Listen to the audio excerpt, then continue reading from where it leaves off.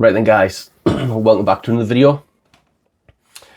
So today I'm going to do a video that has been inspired by Mike's latest video, UK Urban Prepper, about why do I prep and what got me into prepping. I realised guys probably should have done this maybe the first video, but I thought we'd run through how I got into prepping, what first started my prepping journey, and then how I've got to where I've got to really. So joining the military back in 2009, after I deployed to Afghanistan, when I come back, we were on different hours notice to deploy. We were part of something then that I'm sure it was about 2014, 2015, around about then, and they brought out this spearhead force, and because of the missile system we fired, or I fired, we were put on different hours notice to move if anything kicked off in the world that the UK are a part of. So I think at one point it got dropped down to maybe 8 hours notice to move, so all your kit had to be packed and basically you just had to be ready to go. Now, over the course of a military career, all my stuff was already packed anyway, so my Bergen didn't change, my webbing didn't change, my belt kit didn't change. So most of my stuff, guys, was already packed. So I suppose maybe you call it an element of being prepared or being a prepper, but that was just the nature of the job. That's just what the job was. But then when we started going down to the 8 hours notice moving, things were getting ramped up and certain kit was kept in the hangar. So, for example, if you're home on the weekend, you would get the phone call and you would have 8 hours to get back from wherever you were. For me, that wasn't a problem because where my parents lived was only an hour away from camp. But anyway, I digress. So that was the first point, guys, where things were getting ramped up and things had to be. It was more focus was based on being prepared, because naturally, if you're not on exercise or you're not doing pre-deployment training or you're not deployed, a lot of lads, you could be more slack with what was packed and what wasn't packed. But anyway, so how I officially got into prepping, guys, was 2015. The floods in York were really, really bad, to the point where we went on Christmas leave and we were put on 24 hours notice to move to go and help down in York with the floods. Now, there was 600 military personnel who ended up going down there to help. And my regiment at the time was part of that. Now, over the course of Christmas, as it got worse, the hours notice to move got reduced and reduced to the point where lads just had to go back to camp because it was pretty much 60 minutes notice to move, so lads had to go back to camp with the kit. Now, I didn't get called back to go. There was I believe it was four lads who went from my unit who went down there to help. It wasn't all of us. But naturally, when they were down there, I was keeping in contact with them and asking how bad the situation was down there. And it was dire down there. You know, and the floods down there caused a lot of damage. A lot of people lost their homes, and there was a lot of damage been done.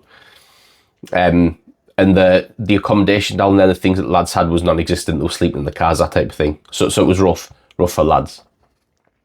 But I remember speaking to them over the phone, and I said to them, what's the score down there, lads? What's happening? And they said they were going through in the man trucks, the parts they could get through in the big man trucks, and they were knocking on people's doors and helping them evacuate. And I said, well, how long were you giving them to evacuate? And they were like, 90 seconds to get on the man truck. Because at that point, there was a genuine fear that the water was going to be so bad.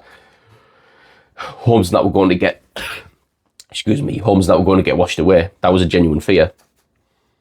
So imagine knocking on somebody's door and saying to them, you know, the lads were saying to them, you know, you need to pack, you've got 90 seconds, pack what you can, get in the man truck so we can get you out of here.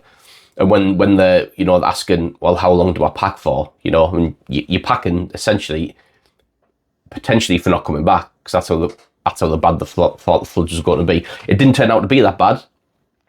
You know, no homes didn't wash away, if memory serves, but it was bad enough. So after that happened, guys, they did I think believe on the 28th of December maybe, and I'll put some photos over, guys, so you can see what happened with the floods. On the 20th, I think the army lads deployed maybe about 10,000 sandbags, and they tried to reinforce certain points, but by then the damage had already been done.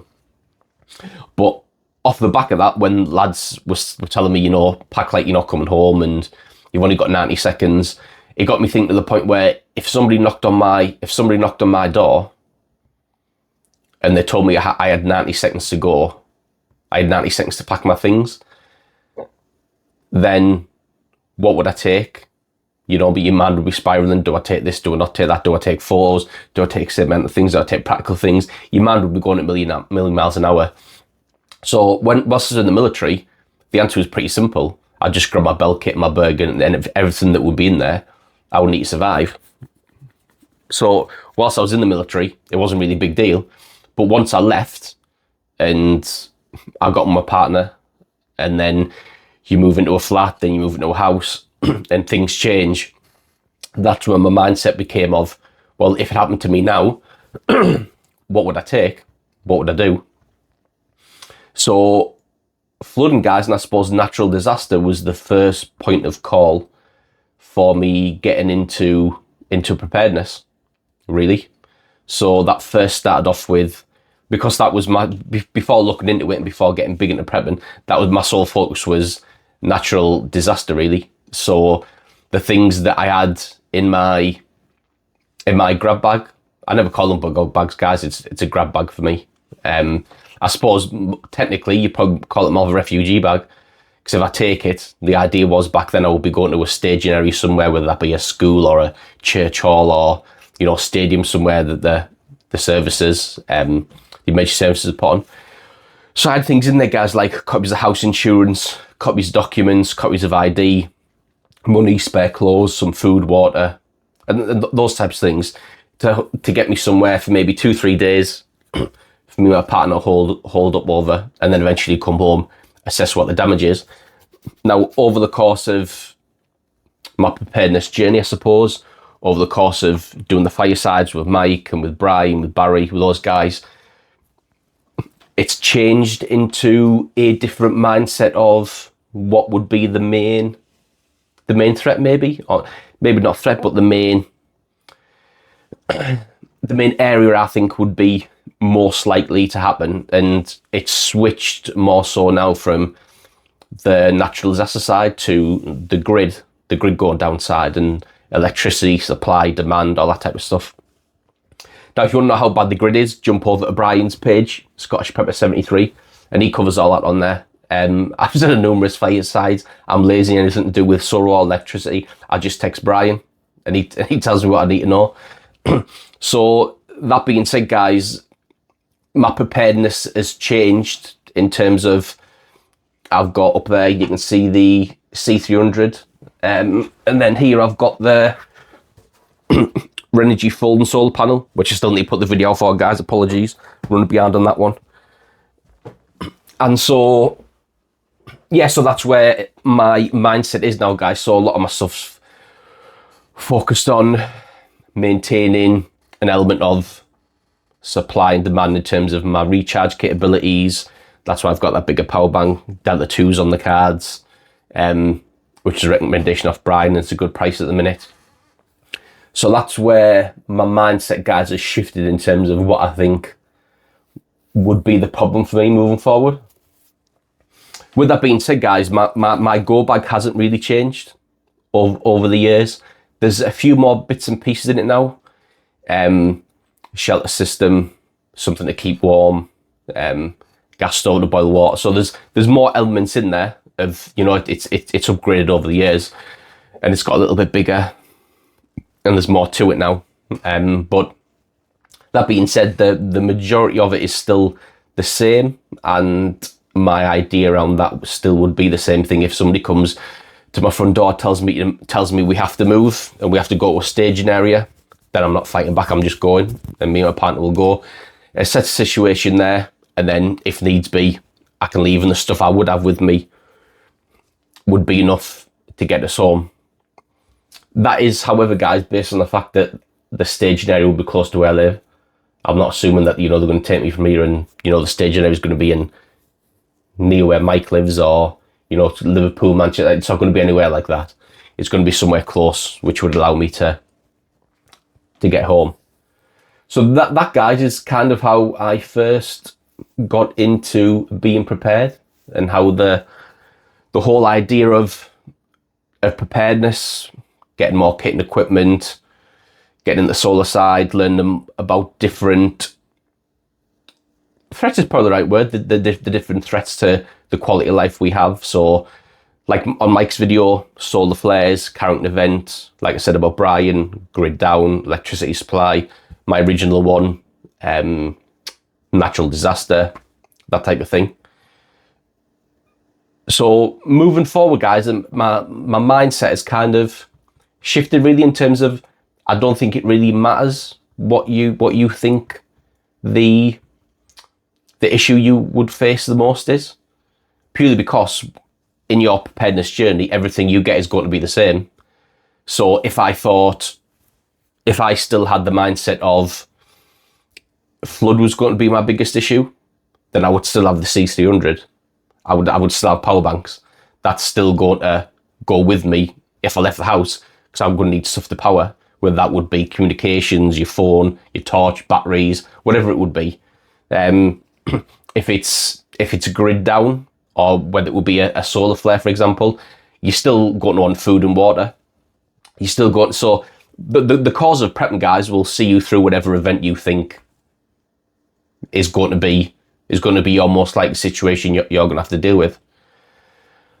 I think what has maybe increased the number of preppers, guys, and you see more people coming at the fireside chats, and you see more people being interested in becoming preppers, and you see more journalists, and I know Mike's done a couple of BBC interviews on the radio.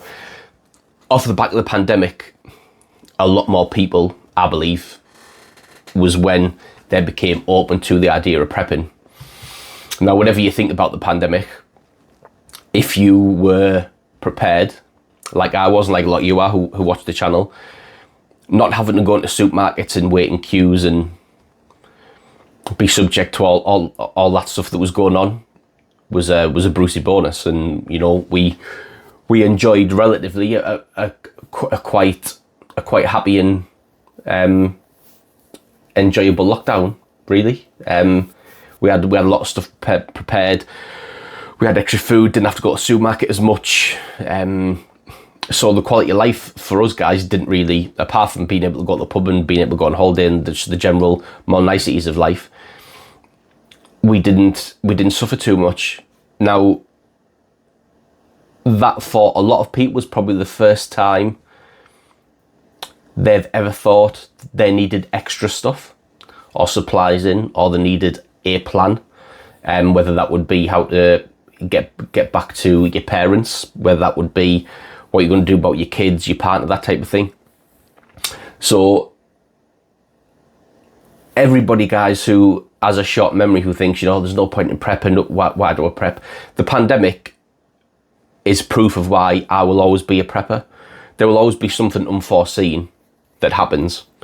Now, that could be a case of you lose your job. It could be a case of, you're the victim of a crime, someone fraudulent, someone steals your money. Could be any manner of issues, guys, that aren't necessarily, SHTF ones, although they would be to you, but not to the wider population. So that's why, guys, I'll always be a prepper. There will always be something that blindsides you on a random Tuesday that you weren't expecting. And for me, guys, that's all prepping is for. It is trying to alleviate stuff that blindsides you on a random Tuesday, whether that be your car tyre pops and you've got £200 in your savings to cover a spare tyre, whether that would be your tyre pops and you've got something in your car to seal the hole and drive on to get to a point where you can get a new tyre fitted or get the puncture fitted properly. Everybody always assumes, guys, that being a prepper, you're always waiting for, or you're expecting civil war, or you're expecting the power grid to go down, and or CME like Mike suggested, or for me when I first started the flood.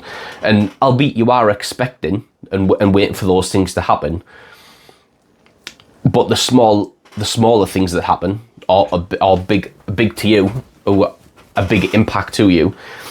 Being prepared, guys, everything will be alleviated more. For example, just having that a little bit of money to fix your spare tyre, which therefore allows you to still go to work, still pick the kids up, still do the school and do all those things. Imagine how much pressure and upset and anxiety and all those other things that comes with it would cause if you didn't have a way to get that tyre fixed. So the little things, guys, are more so but what I prepare for daily, really. So stuff that I take to work every day, which I should do a video on, but I've got power bank, I've got cables, I've got head torch, I've got all those things, guys, that enable me to get home, really. Now, it's not a get home bag, because I don't work that far from home anymore, but it's just little things, guys, to get me over the hurdle. So, for example, if the power grid did go down for 24 hours, that C300, more than capable for what we need. I can charge the phones, I can charge the torches. Believe it or not, guys, you can run the Wi-Fi off there. You can get a USB to one of those little right-angled cables to plug into your router. So I can still run the Wi-Fi off it, guys, if I really needed to or wanted to. And it just gives me an extra option, guys, and I can run some of those LED strip lights, which are really bright. I can run them all night if I wanted to. So it's the little things, guys. I suppose my advice would be for people to prepare for the little stuff, because it's more likely to happen. And once you've got the little stuff, once the little things in your life that can go wrong, you feel like you've got an adequate plan and you've got an adequate procedure and your family know it, you know it. Once you've got those little things in place, then you can move on to the big things. If you want to move on to getting a Delta 2, or you want to move on to a solar setup like Brian's got, once you've got the little things in place and the day-to-day preparedness and the day-to-day issues that you could have are resolved and handled, then I would suggest then you move on to the big stuff and you move on to a more comprehensive plan. And with that comes more skill set, with that comes more gear naturally, and you know, with that comes going to the meets and going to the prep networks, going to the Discord and all that type of good stuff. And that naturally comes with building your preparedness journey up, I suppose, moving forward. There's always people to ask questions. I seen there's somebody on the fireside last night asking a question, then saying, "Oh, I hope that's not a daft question." There's no daft questions in the fireside, guys. None. If you're starting out from day zero and you want some help, you want some advice, you want to know what we would do, then by all means ask, guys. You're not going to get ridiculed. You're not going to get made fun of. That is what Mike's created the network for, and that's why myself, Brian, Barry, Hawkins, Miss Worm, that's why we all jumped on to help him, to create that community and to make people more prepared. And in turn, that's one less person who needs saving or who needs looking after when something big does happen or when something bad does happen. So that was just a quickish video, guys, of how I got into preparedness, and then how my journey took off, and then how I ended up in the position I am now. And I suppose I'd been on a lot of prepper groups and a lot of prepper forums, and they were quite bitchy, and I never really commented on much, to be honest with you. It was only when Mike started his channel and asked for people to go on and do the prepper podcast, I thought I'll jump on, because it might help some people. Some people might be inspired by the journey. Some people might find that journey interesting. And then off the back of that, Mike invited me to the firesides, and then you meet Brian, Barry, you meet all the guys, you meet everyone in there, and then it's kind of took on a life of its own, guys. Really, I never really expected to do a YouTube channel. I love doing the firesides. I love the Scottish prep meet, which was great. And I do enjoy doing the videos now, guys. So hopefully this will be the start of a more regular run through of videos. I got a couple out and then I dipped off and then dipped back in. But I do want to do a more regular run of videos. So whatever videos you do want to see next, guys, please drop it in the comments or let me know on Discord, and I'll endeavour to get those next videos done for you guys. So thanks for watching, guys. Don't forget to like and subscribe, and I'll see you on the next video.